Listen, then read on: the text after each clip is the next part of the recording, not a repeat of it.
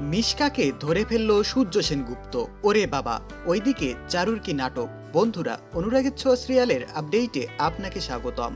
এই দিন এপিসোডের শুরুতেই দেখা যায় যে দীপার রেস্টুরেন্টে সূর্য আসে। এরপর অনেকদিন পর নিজের সামনে দীপাকে দেখে খুশিতে আত্মহারা হয়ে যায় সূর্য সেনগুপ্ত।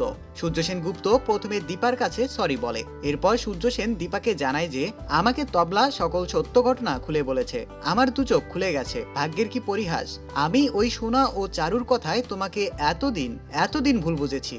ওদের জন্য আজ আমরা দুজন দুই প্রান্তে। দীপা, তুমি চিন্তা করো না, আমি অতি শীঘ্রই তোমাকে ফিরিয়ে নিয়ে যাব। এরপর দীপা সূর্যকে বলে, আমি রাকেশকে কথা দিয়ে ফেলেছি, বিশ্বের সবচাইতে বড় ডক্টর ওর মেয়ের হার্টের অপারেশন করবে। আমি চাই আপনি ফ্রিতেই রাকেশের মেয়ের হার্টের সার্জারি করবেন। আর এই কথা শুনে আরো খুশিতে আত্মহারা হয়ে ওঠে সূর্য সেনগুপ্ত।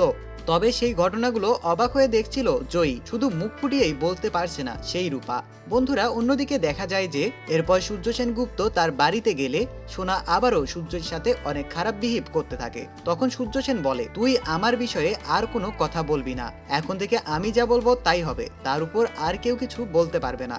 এরপর সেখান থেকে সোনাকে একটি রুমের মধ্যে বন্ধ করে রেখে আসে সূর্য সেনগুপ্ত। এরপর চারুকে বলতে থাকে, তুমি কেন এমন করলে? আমি তোমাকে একজন মানবতার ফেরিওয়ালা ভেবেছিলাম, তবে তোমার ভিতরে যে এমন গুণ তা আমি কখনোই কল্পনাও করতে পারিনি। তখন চারু বলে, আমি শুধু আপনাকে পাওয়ার জন্যই এমন কাজ করেছি। তখন সূর্য বলে, তুমি যে জন্যই করো না কেন, আমার বাড়িতে আর থাকবে না, তুমি এই মুহূর্তে বের হয়ে যাও। এই বলে সেখান থেকে চলে যায় ডক্টর সূর্য সেনগুপ্ত।